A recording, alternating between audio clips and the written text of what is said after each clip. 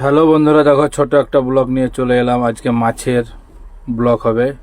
আমি মাছ নিয়ে এসেছি, মাছ একদম ধোলাই করে কেটে বেছে রেডি, সরষের তেলও রেডি একদম কিনে নিয়ে এলাম। তারপরে দেখো এই সরষের তেল দিলাম কড়াইয়ে, কড়াইয়ে গরম হচ্ছে সরষের তেল। তারপরে মাছ ছাড়বো, এখন মাছ ছাড়ছি। দেখো ও বাবা, কি মজা লাগবে খেতে গো, সেই সেই লেভেলে। ও মাই গড, ও সুপার সুপার লাগবে খেতে। তোমরা যদি কেউ খেতে চাও কমেন্ট করো। সেই লেভেলের মাছ নিয়েছি, একদম বড় দেখে দুটো মাছ নিয়েছিলাম। কত সুন্দর সুন্দর মাছ, দেখো মাছের মাথাগুলো খুব সুন্দর লাগছে। দেখো ভাজে, এখন তো মশলা হচ্ছে। তারপরে খাওয়া দাওয়া করে নিলাম, কাজটা সেরেই নিলাম কমপ্লিট করে। মাছের পিসগুলো দেখো কত সুন্দর লাগছে